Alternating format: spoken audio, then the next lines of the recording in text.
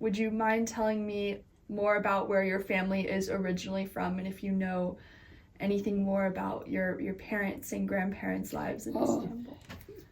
Well, my mother came from Kayseri and met my dad in Istanbul. And my grandmother, when she came, before I say that, my grandmother heard that there is going to be something terrible is going to happen, so she get all her kids together and came to Istanbul. So it was the time of the genocide. Yeah, and she said that she was lucky that none of them got hurt like the other people. Wow. And my husband's dad told my grandfather, saying that when they come stay with us, before you find a place to stay. And that way, both families were far distance relative, I don't know, something like that, but they were trying to save each other's lives, that don't get involved with anybody else. So that way, both of parents were saved, and they were, actually both of them have a grocery store. Yeah, but we didn't live far distance from each other, they didn't. So Each of them had their own specialties in the grocery store, though. Yeah. It wasn't all the same. no. Mm. And my father and brother and two sisters came together. Mm-hmm. All large family came here. In Istanbul. And I don't know what else to say. Do you know if there were any difficulties with their move to Istanbul? Oh, of course, honey, nothing easy. I don't think they had that kind of money or anything. And my father's father had, two boys, two girls. Oh, three. One of them died, I heard. Okay. But yeah, I don't know how they start getting the grocery store or anything like that. I don't know. My aunt lived next to our house, and she married a kind of wealthy man, one of them. The other one was, she married a not wealthy. He was a watchmaker, very shy, quiet guy. But they were, three of them, close to each other. And then years later, uncle came with a scholarship, and he never came back to Istanbul. Mm. So. Didn't he design the main bridge Oh yeah. in Istanbul? Oh, Yeah. wow. It's been modernized, I think, of late, but it was like was a suspension bridge. He helped design that originally. Wow. Do you know what year he came to the United States for his studies? Oh, what year I was born? 38? I was very little when he came. So Early 40s. maybe I was 1 year old or something. Okay. 39, 40, around there. And he loved it here. He never wanted to come back. I don't think my grandmother wanted him to come back in case something happens again, If he came back, he'd have to do his military service. Oh yeah, wouldn't he? that too.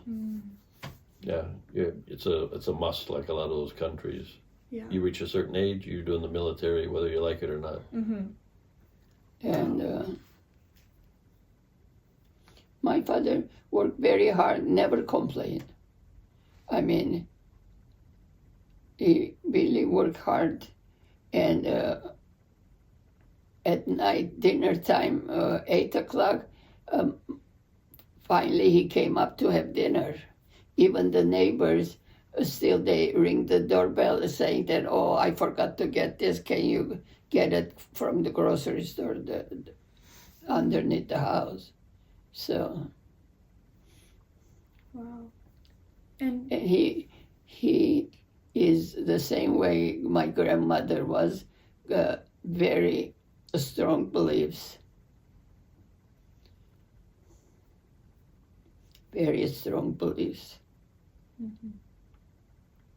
can you share with me more about what your early years in Istanbul were like? And were you around a lot of Armenians growing up? Be honest, that my sister was the one that went out with my cousins and stuff like that. I always was at home. Mm-hmm. I didn't go to many places, and unfortunately, my mom couple times broke her arm, this and that. So I was the one always helping her, take care of her. And I barely went anywhere then. Just went to school, came home, that's all. And you did a lot of stuff in the kitchen with My grandma. My grandma was the one who cooked, especially with the dough, bear eggs and stuff like that. She was number one. And she always says to me, you come help me, because I had just wider than my sister. My sister had thicker wrists. Yeah, she says you are good to, knead Roll the dough dough or stuff like that.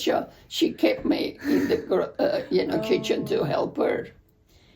Well, lately I'm not doing anything, but before I used to do lots of cooking, lots of dough, with the dough stuff like, I don't know, chereg, pereg, stuff like that. I make that all the time, but lately. That's why you were good at that, and your sister wasn't. She was. She wasn't too good in the kitchen. She wasn't in the kitchen. She wasn't interested with that.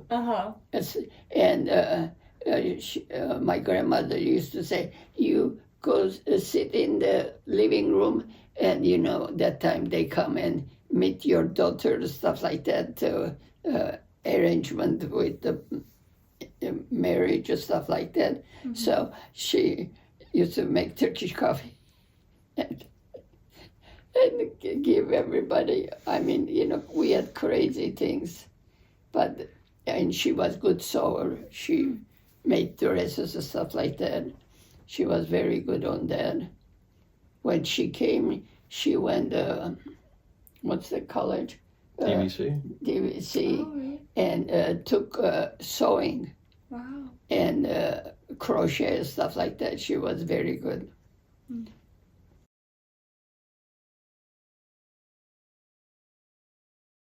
The reason we came to United States with my sister Sylvia, September 6, 1955, in Turkey, the minorities were targeted with Greeks, Armenians, and Jews. That morning, like any other mornings, everybody doing their own things. And afternoon, we got call from my uncle saying that there is something brewing, be careful. And since my dad had grocery stores underneath the house, and he always closed it very late, and they said that get him out and put him in the upstairs room and lock him so he won't get out. He always kaç vartan. across the street, my uncle and his family lived, and it was apartment 4 floors. In the third floor, the Turkish people lived. They had girls our age, so we were always talking, and we were very good friends. That day, none of them were out. The windows closed and the curtains closed. The afternoon late, we noticed that they turned all the lights on. All the windows had Turkish flag hanging out. My sister said, "What's happening? And should we put a flag outside?" But we had only one flag, and we had all double glass windows all around the house. And as soon as it got dark, one group of men with the knives and wooden sticks start running down the hill and start throwing big rocks to the house. Our double windows all broken, and we were getting hit from the rocks. My sister had bloody legs, and she didn't know what to do. My grandmother said, "You girls stay back. I don't want the guys to see there is a woman in the house." And we start screaming.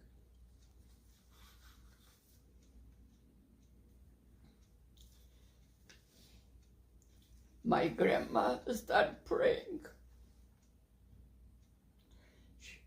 She says, "Start praying, say the Heimer."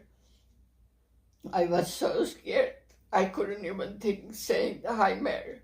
And she says, you stay back, I don't want the guys seeing you guys." And my dad was screaming upstairs, locked in the door, because we knew that 100% he would go outside and fight with that guys. First group went by. The second group was more planned to go inside and get the girls or women out of the house. And we heard that in the other places, in the Greek church, they start breaking and making fire in the church. And I think, if I'm not mistaken, they got one of the priests killed. And it was a terrible time. They start breaking my dad's grocery store, got the flour, sugar, and oil, anything they could find, throw outside. That minute, across the street, lady said, "What you doing? They are Turks. They are from us. Just don't." So they went by. The police was standing up on the top of the hill. They didn't do nothing because they didn't have right to stop these people. And of course, with one flag, didn't do anything for us.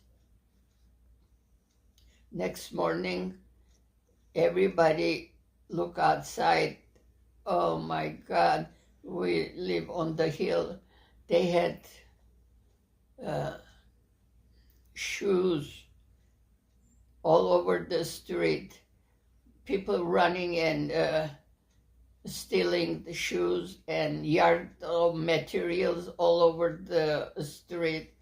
Everybody was running like Oakland, stealing things. It was very, very sad time. And only thing I knew, my dad wrote a letter to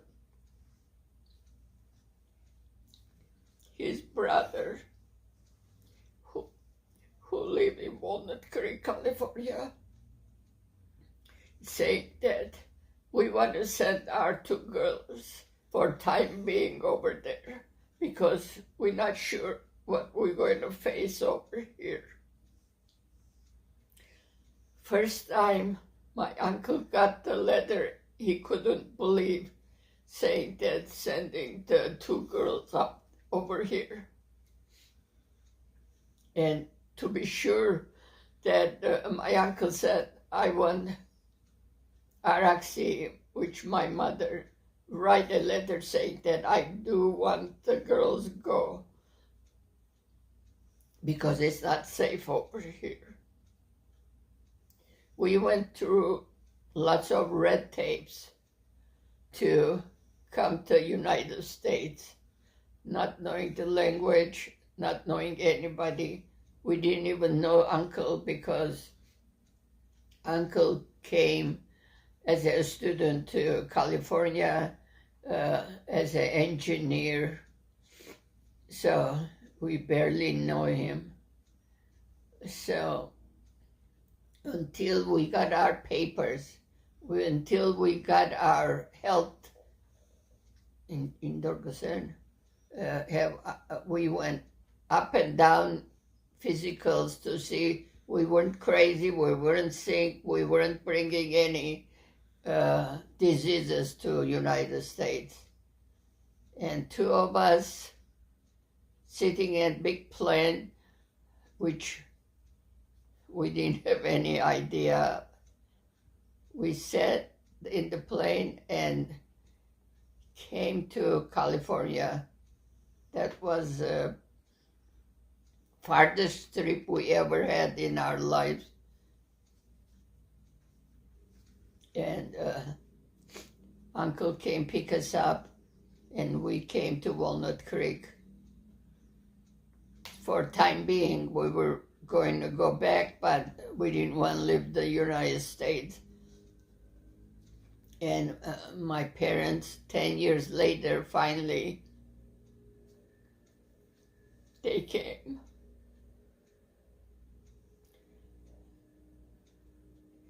It was very awful time.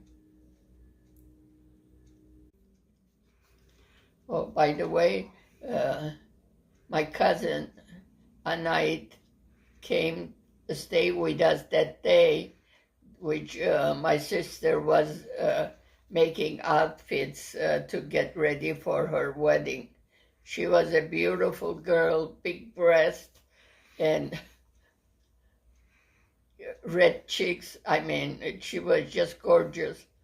And my grandmother was so afraid that if the guys see her, we're going to be bad shape. So she was hiding her in the closet so nobody could see. Next morning that all this finished, none of us slept that night. And her fiance came running down the hill to see if she was all right and she was safe. They were so happy to see each other one piece. It was awful times. And my grandmother she knew the Bible from first page to next page. She prayed at night so hard that none of us get hurt. And now we remember her prayers, that she knew the Bible. She knew the things going to happen now that we are facing. And that lady, she never had education, but she was very smart. Like she knew God and Jesus, whatever they were preaching, she knew. And all was her wish was to come see her son, Pedro's Kayan. That's all she wanted. And thank God her wish came true. My dad and my mom brought her to San Francisco Airport. And she was a tiny, tiny lady, but she wasn't afraid.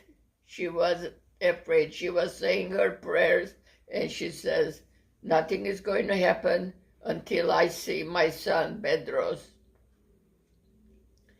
And we were so afraid that she might see him and die or have heart attack. So we didn't let Bedros see Grandma in the airport until we took him home in Walnut Creek, and they were hugging, and Grandma saying, "Oh, thank God you made my day, and now peacefully I could die."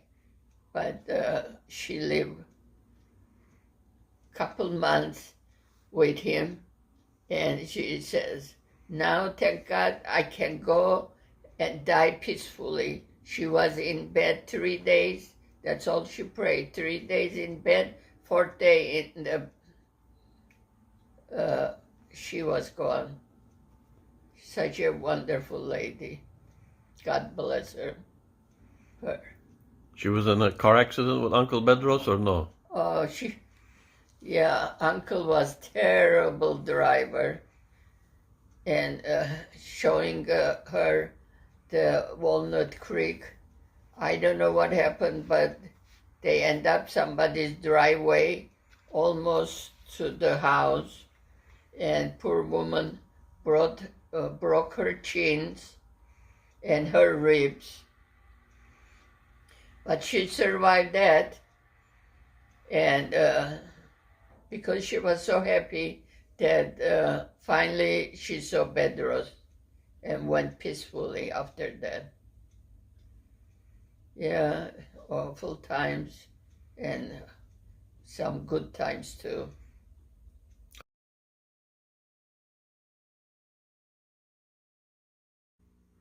I have my own business, hardware store in Istanbul.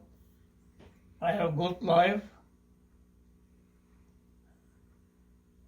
I have my own car. I have my own boat. And I am having wonderful life every day. There was no problem at all. Unfortunately, after September 7, after they hang up the Prime Minister, that's why I decided to leave everything over there and come start all over again here. There is no government assessment, nothing happened, looks like.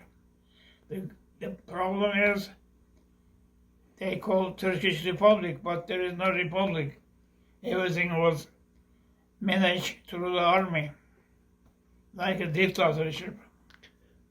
Was there any news coverage of this in the newspaper? Any? News coverage, like I said, what the Communist Party do for news coverage, they did the same thing for the Turkish newspaper.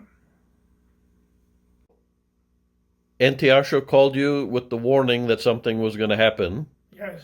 Did she ever come home, or she stayed at the company? No, I came home. No, NTR show. Oh, later she came too, yeah. Okay, and it was you and NTR show and Grandma? Yes. What did Grandma do during this time? She didn't know what's going on at that time. So, what, you locked her in the apartment and that was it? No, we were in our house, just looking outside what was going on. What about other members of the family, like Auntie Surpik side of the family? Unfortunately, they are living other parts of Istanbul. They're not close to us at that time. Do you know if they had any problems? No, they didn't have any problem. How about Uncle Levon side of the family? I don't think they have any problem either. This is particularly in our area, which is, there is so many minority in our area.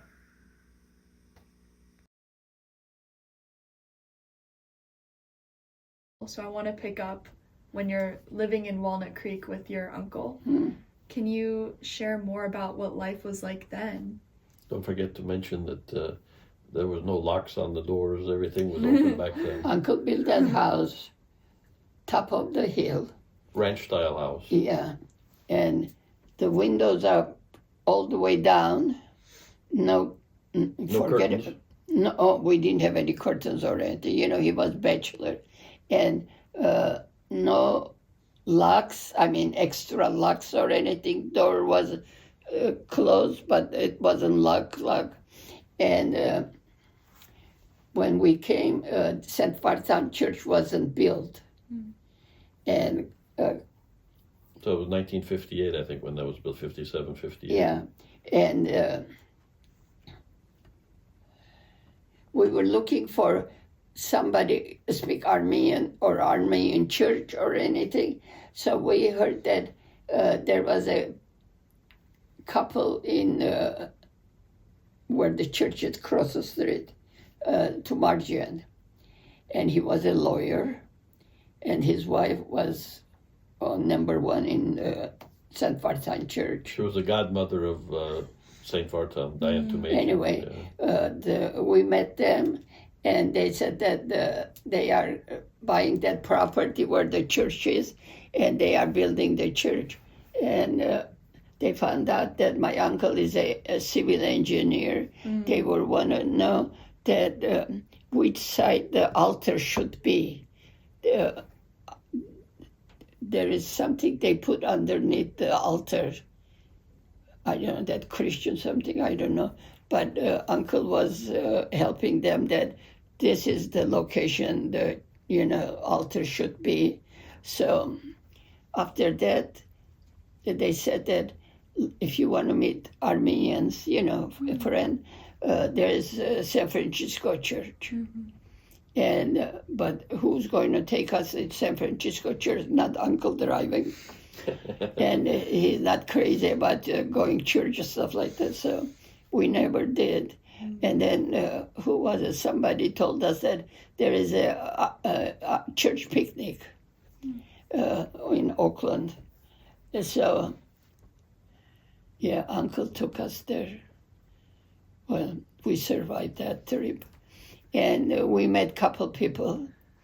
And Christine Movsesian, which she used to live next to the church, but she passed away, unfortunately. Anyway, so her and my sister became friends almost the same age. And then when they start building the church, we start going. I don't know how we did, but we went to church. And I used to very quietly sing in the choir. She would word the mouth, the music. Anyway, so. And then you made best friends with the choir director and her husband. Oh, yeah. Yes. I mean, it was family. Not now, because we don't know anybody. Nobody knows us that much. And How about you went to what, Los Lomos? yeah, when we came here. How was that, the schooling? Oh, very hard. Were you learning English for the first time at Los Lomos High School? Wow. Los Lomos and then DVC? DVC. And then,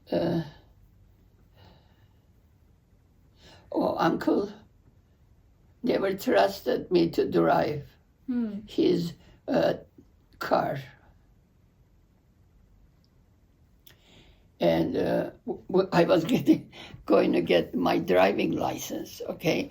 But that time, high school, you could take a driving lessons, which was great because I didn't want to take driving lessons from my uncle.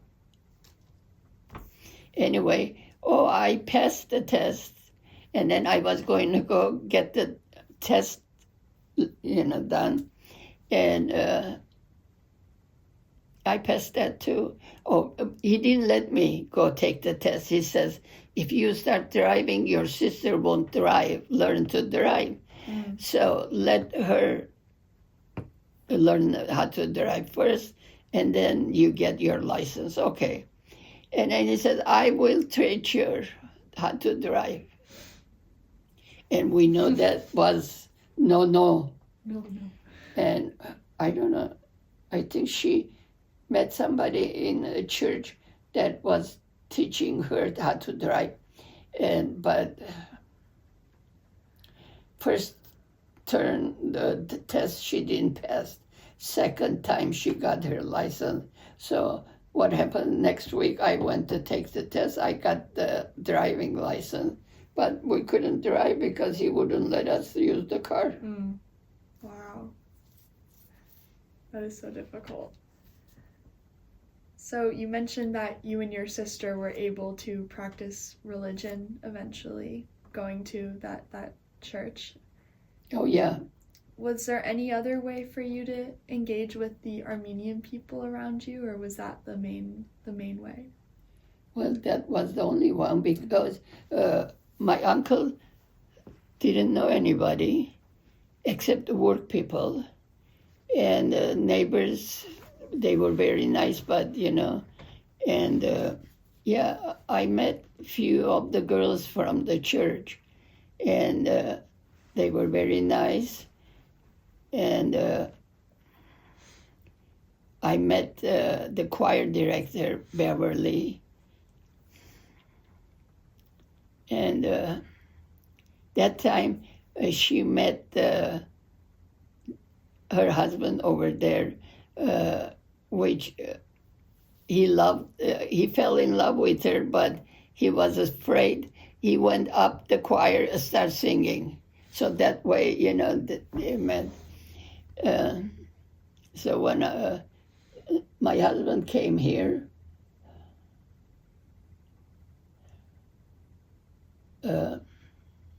church was getting together to do an Armenian play. And the priest got us together to see who knows how to read the Armenian or how to speak Armenian.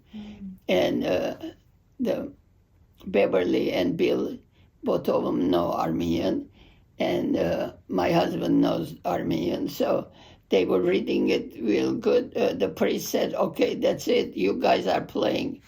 And my husband and Beverly were playing husband and wife. And what was Bill doing? Well, he was in the play. I wasn't too. born yet. Anyway, I mean, when you say good friends, more than relatives, they were. And the kids grow up together. And but unfortunately, both of them died so young. During the 50s, 60s, 70s, 80s, St. Martin was very close-knit. And we had so many Armenian plays. Yeah. So Wow. many of them. So many people come, we couldn't do it in the church. We had the Kaiser Center. Yeah, rented Kaiser Center. They were doing it over there. I mean, it was something else. Now it's dead. I mean, People don't have the same enthusiasm, and there's more distractions now. Yeah, I mean, that was family for us. We didn't have any family. My sister and her family and my cousin family, but the others were very close. So tell us the story of when you were leaving Istanbul. You're saying bye to the relatives and everything, right? And then Dad came to say goodbye to you and Sylvia, right? Yeah. What did he say? He says, one day we meet again. Wow. Over there. So I am excited. I am lost getting in the plane. I didn't leave the house except school, and taking that kind of trip, going the plane. I mean, it was like a story. I can't believe it that I did. Like a dream? Yeah. Wow. Good dream, end up here, a few years later, after we got married, we went to Istanbul. The places that I never been before we left first time, my uncle said that, let me take you the Turkish mosque. The Blue Mosque? Blue Mosque. That's big. I never been. Wow. And we went in, and over there you have to take your shoes off and they have a slipper to put on. Well, every slipper is this big, mine. That I start laughing. My mom keeps saying, "They don't know we are Armenians. Shh, don't say that. Don't laugh."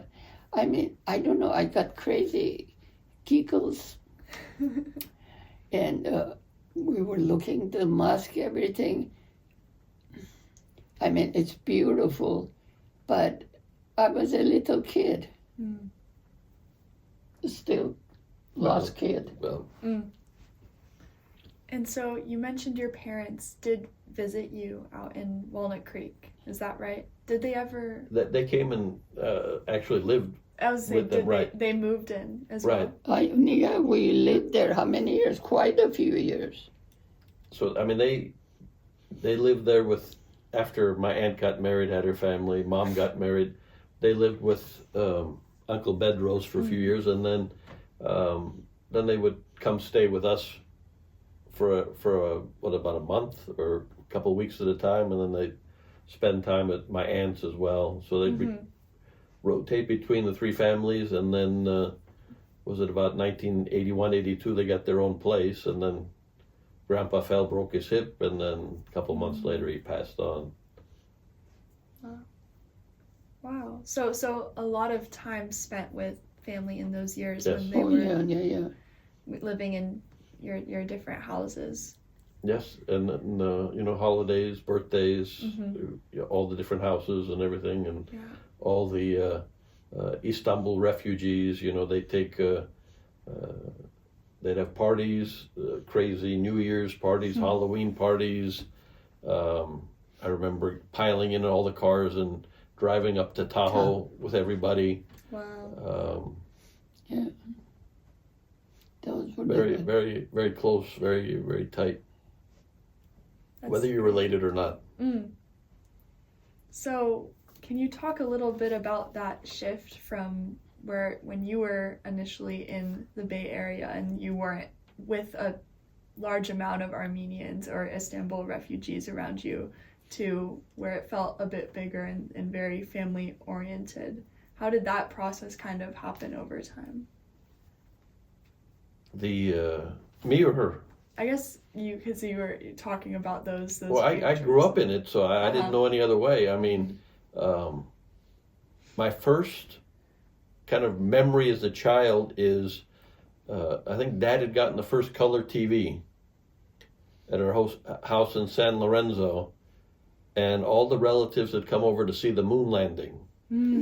So I remember, that's like my first vivid memory, but grandparents, I think during that time, my dad's grandmother had come in from Istanbul, her own lone visit to the Bay Area the year I was born. So we had grandma and grandpa on her side, and my grandmother here for the entirety of 1968. Wow. I grew up with the Armenians so much that my first day of preschool, you'd think I was born in Istanbul, and because that's all we spoke in the house. Oh, wow. So I remember going to preschool, and the teacher was asking all the kids, "What'd you have for breakfast?" So everybody's saying cereal, peanut butter and jelly, and I said, "What did I say? Chereg or simit and chai and tea." And everybody started laughing. So that wasn't my best experience. no, I mean, since we had accent, we're not talking right way English. I didn't want him to learn English from me or Nuran. And so I want him to learn from a school right way.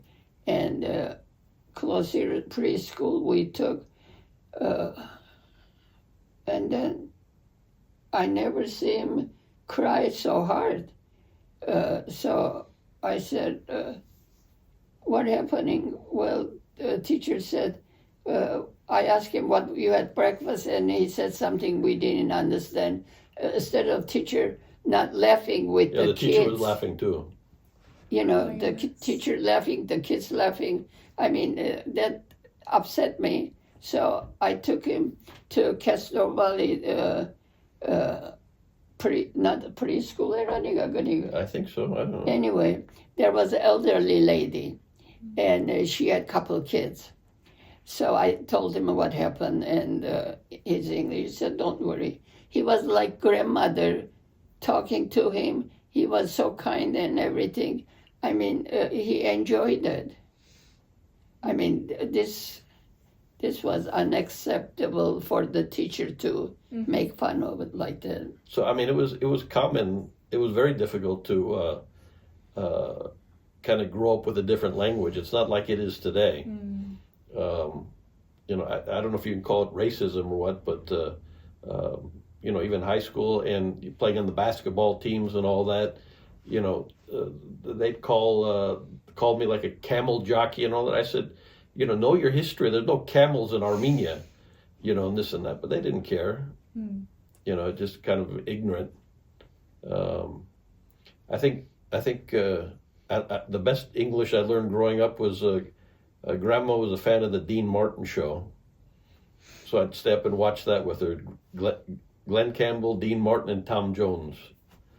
They wouldn't let me stay up too long. I mean, I was too young, but that's when I first started learning English. And he used to dance like Tom Jones. Back then, not now. That's fun. Were there any other activities outside of school that you were involved with? Oh, he was basketball. Lots of sports. Yeah. Sports, swimming. Armenian camp. Right, I mean, He loved right, it. Armenian summer camp. You know, I mean, it was pretty much all involving the Armenian stuff and all that. Outside of, I mean, all year was school, and then summertime was usually with the Armenian friends, and there were the Armenian summer games. There was the ACYO youth group. They'd have a tournament in Fresno as well. A couple weeks at the Armenian summer camp, and then different conventions and stuff like that in Los Angeles and everything. Can you share more about the Armenian summer camp and games? Oh, sure. I was kind of born and bred on that. It was founded by one of my heroes, Archbishop Vache Hosepian, who they'll be honoring it, his lifetime of work in, I think it's September at St. Gregory, Pasadena. He had this dream of, growing up, we would use the Baptist church camp in Fresno, and he was trying to get donors and everything together we need our own camp, so we can't rely on other people's schedule and everything like that. But usually it would be 4 weeks during the summer, based on age group. So you'd start as a camper, grow into a counselor, CIT, staff, and then either clergy or one of the teachers and everything like that. So, it was, if you were not involved with the Armenian community, it was a good introductory, where it wasn't entirely all religious, but you got enough of it to kind of understand what was going on. You start with morning service, kind of an abbreviated service, breakfast, and then you'd have some educational classes, arts and crafts, lunch, sports activities, dinner, campfire, storytelling, and all that. So, it was a staple of growing up. And it was, you had kids coming from Northern California, Central California, Southern California. So you would expand your base of friends, which was great. And I've got lifelong friends that I would have never met without that camp program, and it's still going very strong. I don't know if their final week just ended either this week or last week, but it's quite good. And would you say that there weren't very many Armenian families or people in the communities and schools you grew up with? It's very, very true. We were lucky in when we moved from San Lorenzo to San Leandro, we were lucky that there were a good handful of Armenian families. Our neighbor across the street was Armenian. My father's business partners just down the street, his daughters, our priest's family was in San Leandro. His mother was a teacher in the community. His father became the priest at St. Vartan. So there was about 10, 12 Armenian families that were going through the school system. So not that you were in the classes with the Armenians, but you had contact with a grade ahead or grade below, or even in your grade as well. So it wasn't as difficult and like some of the schools growing up, but even schools in Moraga, they had a good handful of people as well. High school and junior high, you were speaking English and everything like that, so it wasn't as bad as starting off in preschool. So it was quite good to have friends and people among your community as well. Yeah. I'm wondering if you could talk more about your early involvement in St. Vartan's and what going to church was like for you growing up. Going to church at St. Vartan, it's growing up at my age, your parents said you're going to church with us. You went, you didn't have any choice. It's not like today where the kids are kind of dictating their parents' schedule, and there's a lot more distractions, the soccer and this and that. Usually the games weren't on Sunday. So, Sunday schools were packed. I knew going in that I had to be on my best behavior because my dad was the deacon of the church. Oh, wow. So it was not, you didn't give a second thought of Sunday, we're going to church. There was no second thoughts about that. So we had wonderful Sunday school teachers, wonderful community, and the altar servers, they'd start with the young guys, and they'd hold candles, and then they'd get elevated to acolyte and subdeacons and deacons. But usually there's a time when they kind of graduate high school and they go away for college, and they need fresh bodies up on the altar. So every so often when they didn't have anybody, my dad would grab me out from Sunday school, and I'd be up on the altar. And what I found was I enjoyed being on the altar more than Sunday school, so I was always disappointed when, oh, no, you have to go back to Sunday school. So me and a few of my friends, we'd get into this little bit of a tug of war where the Sunday school and the teacher and the superintendent would get a little annoyed with the fact that we'd be yo-yoing back and forth. So when the generation before us started going out to college and everything like that, the priest recruited us to be the next generation.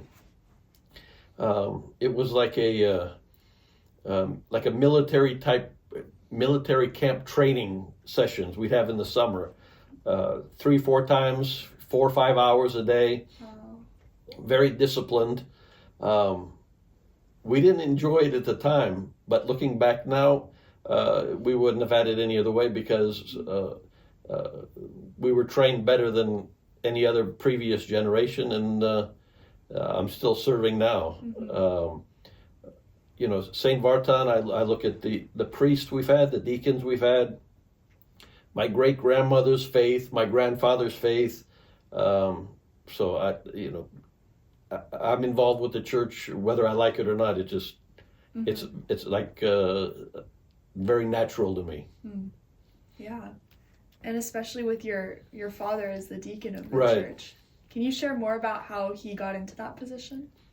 So she kind of hinted about the Armenian priest wanting to find people who read and spoke Armenian. So he didn't have any deacons, and so when he was doing the play, he noticed that there was about 3 or 4 gentlemen that could read and write. They could carry a tune. So he started training them, and they started slowly serving on the altar, and he enjoyed that, and he kept elevating one step to the other and all that, and he became friends with all the clergy, visiting clergy, bishops, primates, the head of the Armenian church. So They all came and stay with us. Out of town, they come over here. so Even from Turkish the Okay. primate of Primate. Istanbul, yes. came visit us here. Wow. So he'd start from the beginning. I mean, as a acolyte, and he served. He was a deacon till the day he died, over 60 years. And you know, he was a perfect example to follow. And I always felt that I was unworthy because I couldn't read or write Armenian. Everything I learned was kind of phonetically done. But he kept encouraging me and helping me and advising me, and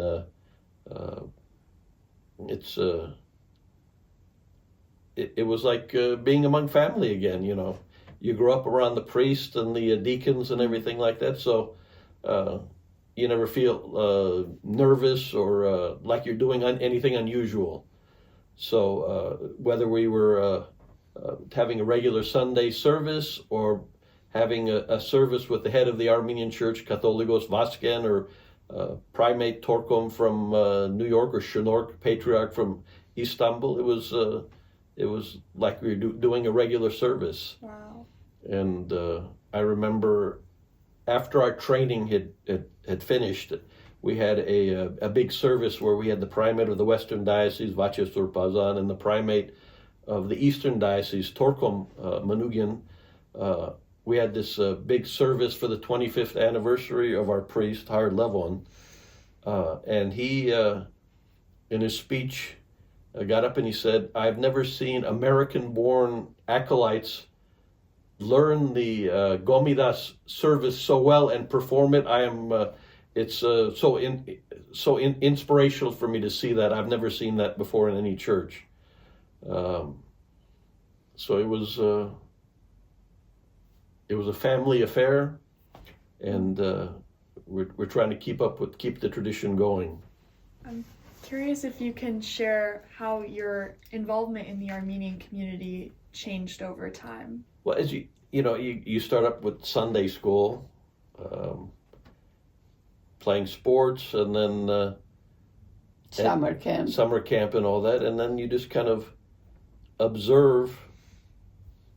You know, you have people you look up to in the church, and you see what they're doing, and as you reach a certain age, you remember what they were doing and what they were saying, and you just try to emulate them in your daily life, whether it's helping here, helping with the food festivals and getting things ready.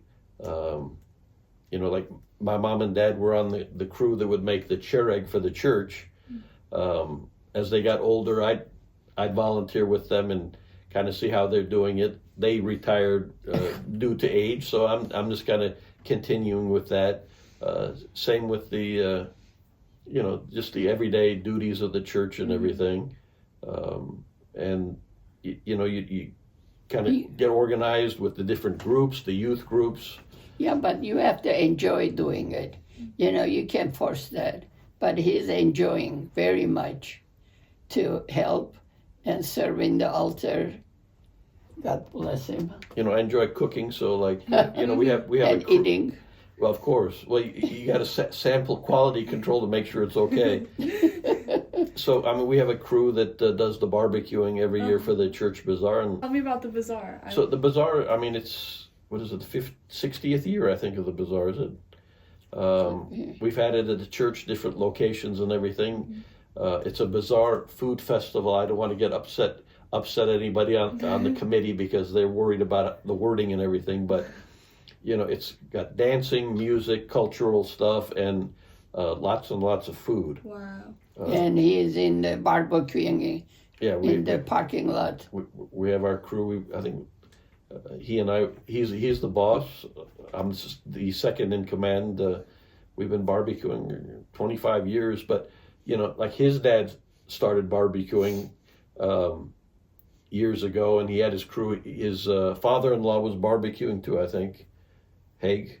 Yeah, oh yeah. And then my dad never cooked a day in his life, but there's some picture of him with an apron barbecuing at the bazaar. But No kidding. yeah, That's a shocker right there. right. So you come to an age where you try to help where needed. Mm-hmm. We're not as much of a church for the community, but we are for the Armenian community, I guess. Mm-hmm. We have a good crew, and we just try to do what we can do, help the Armenian community, help the church grow and expand. Mm-hmm. Unfortunately, lately, not too many people coming to church. I mean, they said it's summer, not summer, winter, anytime, unless there is a special occasion. Easter, Christmas, funerals, Funeral. feast days. That's the time people A come. lot of the churches took a lot of hit during COVID, and they're kind of slow to return. And Yeah. you run into people who say, "Oh, our family's grown up in St. Vartan. We've been going there for years." I said, "I've never seen you before." "Oh, we come all the time." I said, "When? Christmas, Easter?" I said, "Come once a month. Is that too much to ask?" "Oh, no, we can do that," but we don't see them as much. I'm wondering, on a bit of a different note, if both of you could share how you attempt to preserve your own Armenian culture, and if that's something that's important to you. Armenian culture, I think, as you were doing, try to get the story out. People have a misconception of the Armenian community. They say, "Oh, Armenian, are you related to the Kardashians?" And I say, that's a terrible way to look at the Armenian people. If you can remember it, connect a famous Armenian to the Armenian people, you got to look at one of the greatest governors in state history, George Deukmejian, Mike Connors, actor who played Mannix for, I think it was 8 to 10 seasons on TV. And then on the flip side, you have people who think they know something about the Armenian history, and they say we're the first Armenian Christian nation in the world, but they don't have anything else to say. Or they'll say we were the first genocide of the 20th century. But you can't leave it at that. You kind of have to fill in the gaps. And it's we have wonderful religion, we have wonderful food, wonderful culture, wonderful people. The language gets a little muddled up because you have the Western and the Eastern Armenian, and that can be difficult. But I'm trying to kind of bring everything kind of together. And then you have the history of Armenia. You have the history of Armenians from Hayastan. They went to Beirut. They went to Ethiopia. They went to Istanbul. I mean, because of the genocide, we're scattered all over the place. One of the fun things to do is, and they traveled the world a little more than I did, is you go all over the world and you just happen to bump into some other Armenians, and it's very exciting. Or in the elevator, I think that's happened as well. And you immediately there's a bond there, and you're drawn to each other, which is always great. The other thing that the rest of the world doesn't understand is we have a small population around the world of Armenians. There's not a lot of us out there, and I'll share a little story I had from my time in Armenia. We had bought a bottle of mulberry vodka, which they call tut vodka, which was like gasoline. It was too much for us. So at the hotel we were staying, we decided we're not going to be able to finish this bottle. We'll take it to dinner and share it with whomever we come across with. And there was a tour group from Israel, and they were touring, and wanted to learn about the Armenian people and all this and everything. So I was pouring the mulberry vodka out, and they said, we'll have some of the vodka, but we'd like to talk to you as well.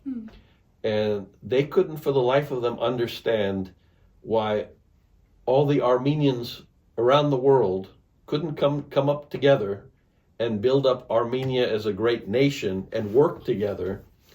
And I started laughing. I said, well, because we have so many factions that don't get along, or one knows better than the other, or we're more Armenian than you are, it'll never work. But I said, tomorrow we're having a private meeting with the Catholicos. I'll ask them your question, and I'll bring back your answer. And we look forward to that. So the next morning, we're with the Catholicos. We're taking pictures, and I had some photos my father had taken of him when he was either a priest or a deacon visiting St. Vartan, Oakland. And I was giving him the pictures and everything. And I said, Valpar, hi, I have a question from you, but it's not from me. It's from this tour group from Israel.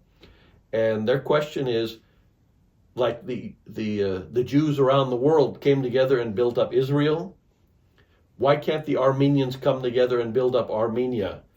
And he started laughing. He said that'll never happen. They don't get along. And that's kind of the sad state of the Armenian people. You know, we don't embrace each other. We kind of put each other down. I'd like to overcome that. You know, and there's just with so little of us, it doesn't make any sense to continue that happening. But old ways die hard. It'd be nice to see all the Armenians get together and you know, but you know, I don't know if it's big business. You have two different heads of the Armenian church, one in Yerevan, one in Antilias. Do we have that many people that's necessary? I don't know, but it'd be nice if people could get together and become one. I don't know if that answered your question, but Yeah, that's a great answer and a beautiful sentiment. I completely agree. You got anything to share? And do you Bob? want to share? No, I think you said enough, Pasha. Oh. I don't know. You know, if I always reminisce about the history of Armenia, and you look at the end of, I guess it was World War I, when they were redoing the maps of the Soviet Union, Armenia, and everything, and you know, if enough of the nations came together and Armenia had access to the sea, I think it would be a different ball game for the country itself. Whereas now we're just kind of landlocked. We're just getting crumbs from whatever anybody offers us, you know. We recently got the peace treaty. Doesn't sound like any of the Armenians are happy with it, but on the flip side, it's nice that someone actually acknowledged that Armenia existed, and, you know, God willing, the fighting stops. Yeah, and off of that, I was wondering how you think that it can be best for Armenians to come together, or if you think that Armenians can survive in the diaspora as it is. You know, they're surviving on their own, kind of separate and together, and on special occasions they make nice and they get together and, you know, they honor the ancestors and the history and everything like that. I don't know if it's a generational thing that, you know, it all started when they murdered the bishop with the kind of the breakup started with the genocide, where they were sending kind of the relics to Antilias, I think, and then they just didn't come back together. I know after Catholicos Vasken passed away, there was this election to bring the churches together, and they elected the Tashnag Catholicos. As soon as he was elected to Yerevan, they re-elected another Catholicos in Antilles, so it didn't take.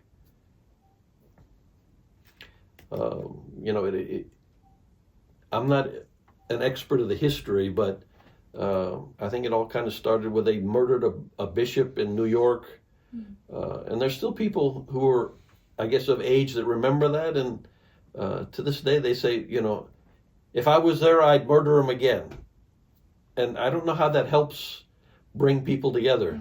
Food festivals food always brings people together, but that's just temporary. It's not lasting. What does being Armenian mean to you? Being Armenian means, it's like a badge of honor to be the first Christian nation, and you kind of have to set an example to others as well. So, I mean, you try to live your life in a certain way, try to do good. I mean, the best you can. Kind of the traditions, the religion, the beliefs, the food, the culture. That's why I like to. I always ask a lot of questions.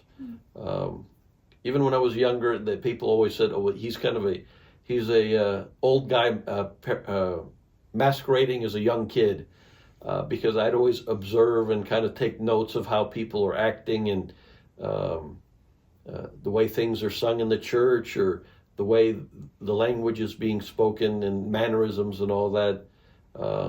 And I just kind of take that with me every day and either share it with people or just kind of carry the tradition along.